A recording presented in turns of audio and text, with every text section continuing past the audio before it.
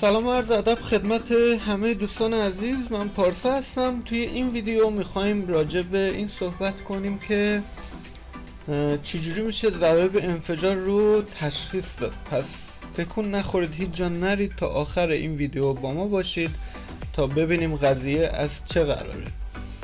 قبل از همه اینها بارها من گفتم، دوباره هم میگم، برای بازی انفجار اول از همه ما اگه بخوایم خیالمون راحت باشه باید توی سایت معتبر بازی کنیم.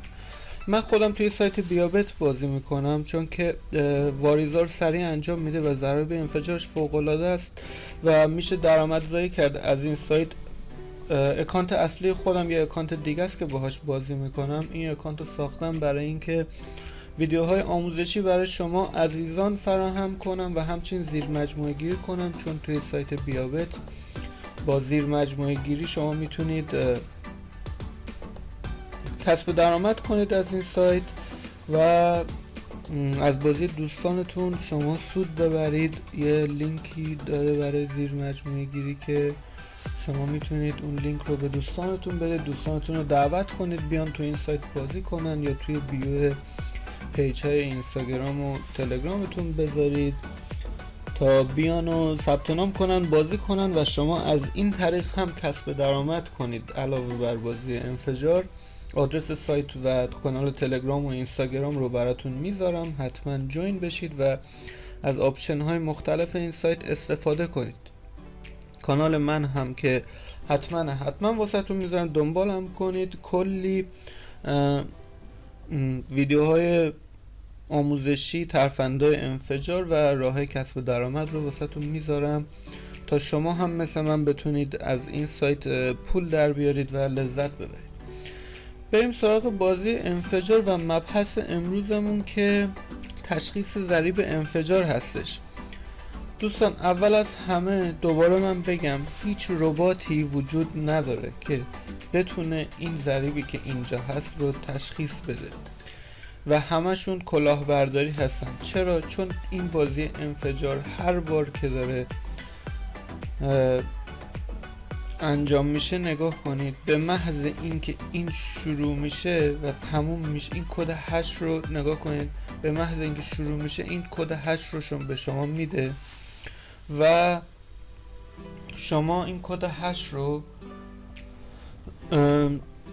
نمیتونید بهش نفوذ کنید، نمیتونید هک کنید. شما بزرگترین کامپیوترها هم داشته باشید، اگه 1% هم این کد رو بشه هک کرد، زمان میبره. توی این چند ثانیه‌ای که این بازی میخواد بسته شه، هیچ کس نمیتونه اینو هک کنه، چه برسه به این که ربات‌ها میان زودتر بهتون ضریب میدن. واقعا همچین چیزی امکان نداره. هر کی میاد بهتون میگه من ربات دارم، من تشخیص ضریب میدم و من این کارو میکنم، همشون دروغه، همشون کلاهبرداری. اصلا اعتماد نکنید. اگه همچین چیزی بود، طرف خودش میرفت و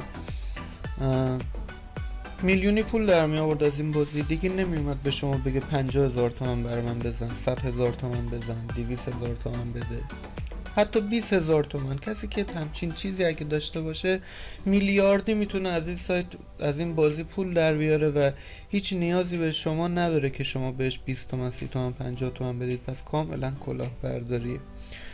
راجع به تشخیص ضریب انفجار، یه بازی هستش که شاید خیلی‌ها توش ادعا داشته باشن که آره من میتونم بازی کنم و شاید هم درست باشه، چون شما طبق بازی های زیادی که انجام میدید و تجربه‌ای که از این بازی کسب میکنید، میتونید شاید تشخیص بدید. مثلا یکی میاد میگه که آقا الان 4 تا ضریب زرد قرمز داده، پس این ضریب بعدی سبزه، ضریب بعدی بالای 2 هست، پس حداقل 2 رو ببندید. خیلی ها اینجوری بازی میکنن.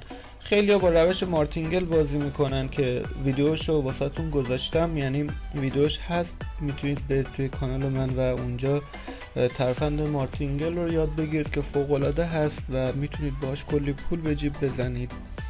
یکی میاد میگه کل ضریبا رو نگاه میکنه. تشخیص ضریب فقط بستگی به اون لحظه و اون بازی داره. خیلی ها هستن، من میگم اون مارتینگل هم پشت سر هم بازی نکنید. خیلی ها هستن مارتینگل بازی میکنن پشت سر هم میزنن، سیستم اینو تشخیص میده و شاید بعضی اوقات یکم ضرایب رو پایین بده، چون میدونه که همه دارن مارتینگل بازی میکنن. پس پیشنهاد من به شما این هست که با فواصل مختلف بازی کنید، همش پشت هم پشت هم پشت هم، شرط نبندید، هر دست توی بازی نباشید، یکم فاصله بدید هر چند دقیقه، هر چند بار. الان دقیقا داره همونجوری میشه. الان ما نباید بازی کنیم و کاملا کار راحتیه که اینو تشخیص بدیم که ما الان نباید وارد بازی شیم چون ضریبا خرابه. میریم یه موقعی وارد بازی میشیم که ضریبا خوب باشه. الان مثلا اینجا شما میتونید وارد، اینجا میبینید ضریبا بده، خب اینجا وارد بازی میشید، اینجا میتونید ببرید، میتونید ببرید، میتونید ببرید، میتونید ببرید. حالا مثلا اینجا یه حالا میگیم باختیم، ولی باز دارم میگم همیشه دارید بازی میکنید. اگه مارتینگل بازی نمیکنید با ضریبای کوچیک ببندید. اینم زیر 1.7 اگه میبستید میبردید، اینم میبردید، اینم میبردید، اینم زیر 1.4. من خودم معمولا روی 1.2 1.3 میبندم، پولمو میکشم بیرون و خیلی راحت میتونید اینجوری با تجربه هایی که کسب میکنید از این بازی کنید و کسب درآمد کنید و موقعی که ضریب بده بازی نکنید، با ضریبای کوچیک سودتون رو بکشید بیرون، طمع نکنید.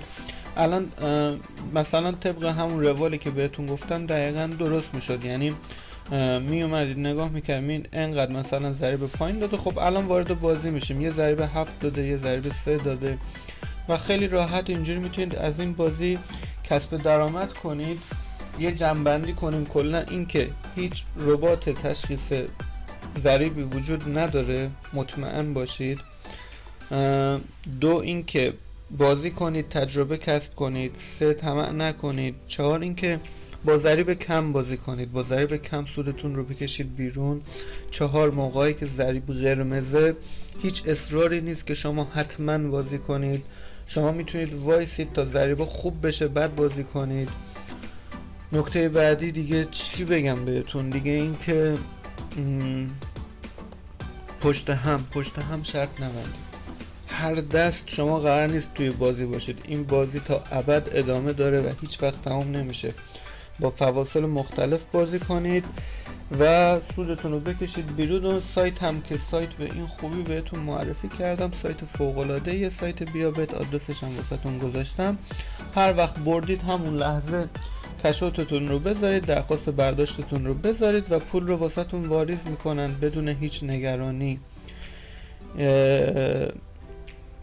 اینم از این برای این ویدیوهای بعدی ما رو دنبال کنید. کلی ترفند خوب واسه انفجار واسهتون دارم، حتما نگاه کنید تا بتونید بیشتر و بیشتر از این بازی کسب درآمد کنید. ضریبا هم میبینید بعد این چند تا کلی ضریب خوب داده و میتونستید کلی پول ببرید. پس دست نگه دارید تا ضریبا خوب بشه، دست نگه دارید تا حستون بهتون بگه ضریب خوب داره میاد و زیر همین دعا ضریبا رو ببندید، کلی پول بچینید. موفق باشید تا ویدیوهای بعدی. یادتون نره، فعلا خدا.